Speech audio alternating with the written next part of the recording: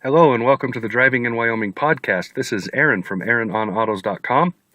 We are doing a shaky cam interior review. This time we are in the 2014 Toyota Highlander. This is the XLE V6 all-wheel drive package.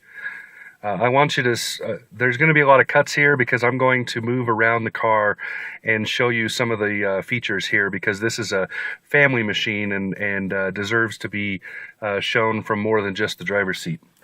So we'll get started with the usual window and door locks and side mirrors. Here you have the rear hatch release. Here you have the rear washer auto detect thing. You'll see the parking brake there, and right there, just above my foot, right here is the release for the fuel hatch. On the steering wheel, you have the usual phone and audio and menu controls, lighting here, washers here, everything as you would expect, the standard. Here you have the tachometer, engine heat. This is the multifunction display. Different things change according to what you push on this button here and with the selections there. And of course, speedometer and fuel gauge. So very easy to read layout. It's nicely done. At night, this little blue glow that you can kind of see right now really stands out, especially on the inside of the bezel, and helps to light the whole thing up and make it easy to see. So when we move on, I'm going to be a little bit hurried because I've got a lot to cover here. Infotainment, this of course is the top package, so it has everything. Up here is your little kind of multifunction display. It shows a few things. Mostly it's that clock and the airbag button. You can change the clock to 24-hour or whatever you want. Here is the climate controls. This has rear climate as one of the options, so it is dual climate up front plus a rear option. You can control the rear here, and I'll show you in a minute there is a panel in the back to control it from the back seat. One of the really nice things about this of course is a push button start, no key. One of the really nice things about this package is this tray right here. Very, very useful. It's pretty deep. You can see my fingers go all the way in. You can put a newspaper in there. This is 8.5 by 11 sheet of paper. You can see it fits just fine, and if you turn it sideways, it will stay in there and not go anywhere. And it's a nice kind of a non-slip surface. And then right here, what you'll see this. You may not be able to see it on the camera. It's a little divider. I'll pull it out so you can see it. It's a little divider that sits in there and has this little wall here. And this is a perfect spot for your cell phone to sit. It will sit the long way right here.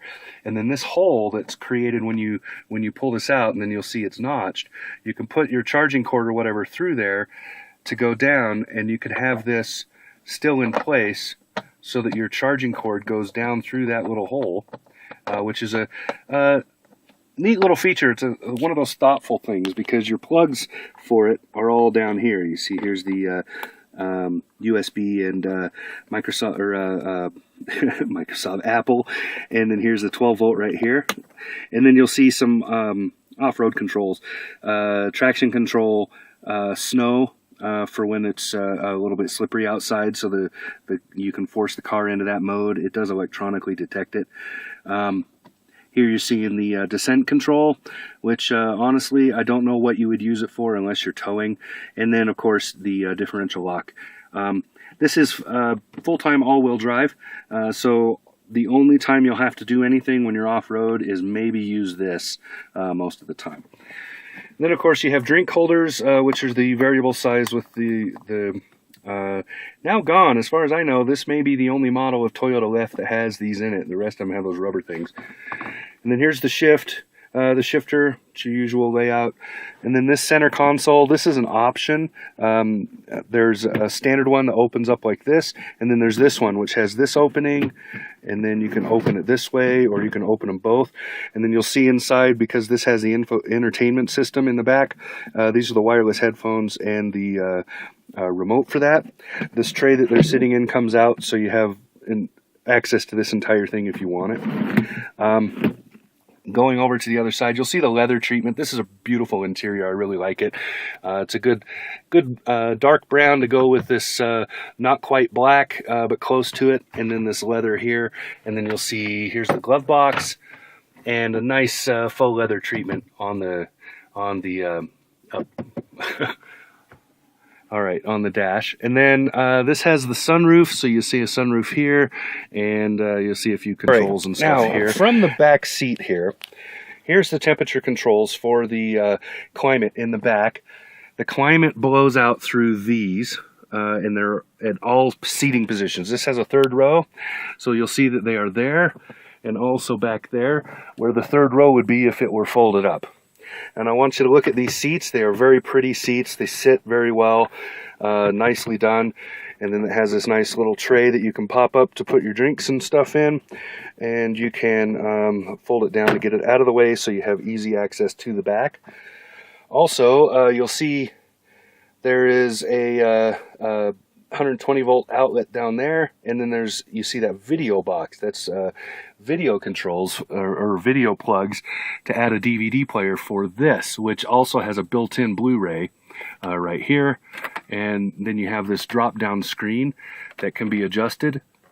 You can put it in any position you want, and you control it with that remote control. Very nicely done. You can see that seat, the seat in front of me, the driver's seat, is positioned most of the way back. This is where I would have it when I'm driving. And you can see here, my hairy knee, I have a full hand length of space between me and that front seat. Very, very well done. Nicely spaced back here. Now in the cargo area, you see it's a very large cargo area. Good size, lots of little options. Like over there, that tray comes out and has a little compartment you can put things in. That is also the perfect spot for milk jugs. And then you see there's tie downs, so if you want to run a bungee or something across. And these third row seats, while they are a little bit cramped, this front forward seat will move forward the second row, but you see they are a little bit cramped, but they're more than adequate for kids and their stuff, or a car seat, safety seat, that sort of thing. And they're fairly comfortable. They're not too bad for a third row. A lot of third rows are really horrible, and that one's not. So hopefully this run through of this vehicle has been enough to convince you that the 2014 Toyota Highlander is one of the better crossovers you can find, in my opinion. And I have talked a lot about how the Toyota 4Runner in its limited package should probably just be discontinued, and they should just focus on marketing this instead, because the Highlander is just a much better family crossover machine. It's capable of everything the 4Runner is in the limited package, more or less. Has better fitting, is a little bit cheaper, and gets far better fuel economy. In this package as it is right now, fuel economy is 20 miles per gallon combined. That's 24 on the highway and about 18 on the in the city.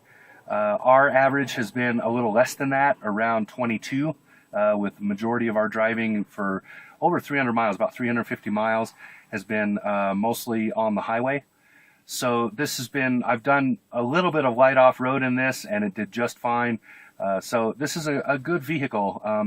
I was very impressed. It's not very often that I say I'm very impressed with a vehicle. So that's it for this Driving in Wyoming podcast. This is Aaron from AaronOnAutos.com. We'll talk to you again soon.